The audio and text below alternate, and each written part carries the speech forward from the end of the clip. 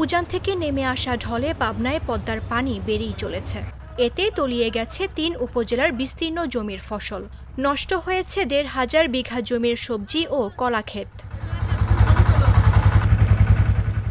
পানি উন্নয়ন বোর্ডের হিসাব অনুযায়ী পদ্মার পানি গেল কয়েকদিনে প্রতিদিন ১০ থেকে ১৫ সেন্টিমিটার হারে বৃদ্ধি পাচ্ছে। পানির উচ্চতা আর ১ মিটার বাড়লেই তা ছাড়াবে বিপদসীমা। পানি বৃদ্ধি অব্যাহত থাকায় পাবনার সদর ও ঈশ্বরদী উপজেলার চর ও নিচু জমি ডুবে গেছে। এসব জমিতে মরিচ, কলা, কুমড়া সহ বিভিন্ন সবজি তলিয়ে গেছে। এতে এক সপ্তাহের ব্যবধানে অধিকাংশ সবজির দর বেড়ে হয়েছে প্রায় দ্বিগুণ। এতে দুশ্চিন্তা বাড়ছে নদী পাড়ের মানুষের। ঋণগ্রস্ত হয়ে পথে বসার আশঙ্কায় কৃষকরা। পানি তো প্রতিদিন তো প্রায় খাড়ার পর প্রায় ৬-৮ ইঞ্চি আধাত আর কি, অনেক পানি বাড়তেছে। আজকে তো মনে করেন এই ডিগ্রি স্তর আর ১ হাত পানি হলে সারা মাতাল পানি হয়ে যাবে, সারা মাঠ। কলার ভিতরে তো মনে করেন যে মাথা পানি। এগুলো অনেক, এখানে লক্ষ লক্ষ বিঘি সবজি এখানে আবাদ হয়, লক্ষ লক্ষ বিঘি।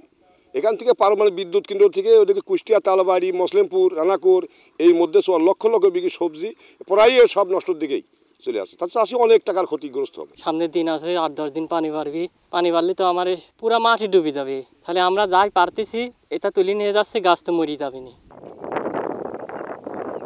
গত ২ বছর আগে মনে করেন যে এরকম পদ্মায় পানি হয়ে মনে করেন যে খাওয়ার খুবই মনে করেন যে কষ্ট, আশপাশেই মনে করেন যে খাওয়াচ্ছি, মনে করেন যে এই গরু নিয়ে মনে করেন যে এই ঘাস মাস কাটেও মনে করেন যে খাওয়াইনি পরিবেশ নাই, মোটামুটি খালি আশপাশেই রাখতেছি, এই ফলমল এটা ওটা খাওয়াচ্ছি, খুবই মনে করেন দেন কষ্টই আছে। বর্তমান অবস্থানে আমাদের প্রচুর ক্ষতি আছে। মূলার ভূত পানি ঢুকেছে, চাল কুমড়ার ভূত, কলার বাগানে প্রত্যেকটা কলাও ডুবে গেছে, বুঝলেন।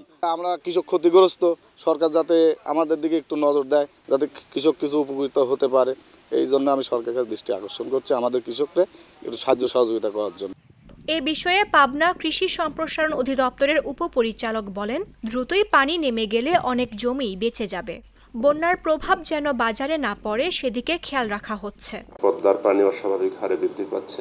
এই ক্ষেত্রে পাবনা সদর, ঈশ্বরদী এবং সুজানগর উপজেলায় ৩২৬ হেক্টর জমি আক্রান্ত হয়েছে।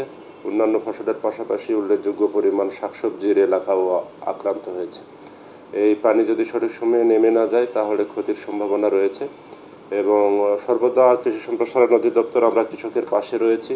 কৃষকদের ক্ষতিগ্রস্ত যারা হবেন এরকম আমরা আশঙ্কা করছি, তাদের তালিকা আমরা করছি। তারা যদি আসলে এই ক্ষতির তালিকায় পড়ে যায় তাহলে আমরা বিভিন্নভাবে প্রণোদনা সহ অন্যান্য কার্যক্রমের মাধ্যমে তাদের ক্ষতি পুষিয়ে নেওয়ার চেষ্টা করব এবং এই ক্ষতির প্রভাব যেন বাজারে না পড়ে সেই ক্ষেত্রেও আমরা সর্বদা বাজার মনিটরিং সহ কৃষকের পাশে রয়েছে। ক্ষয়ক্ষতি ও ক্ষতিগ্রস্ত কৃষকদের তালিকা করে প্রয়োজনে তাদের প্রণোদনা বা সহযোগিতা দেয়া হবে বলেও জানান তিনি। মামদুহা রাইসা, জাগো নিউজ।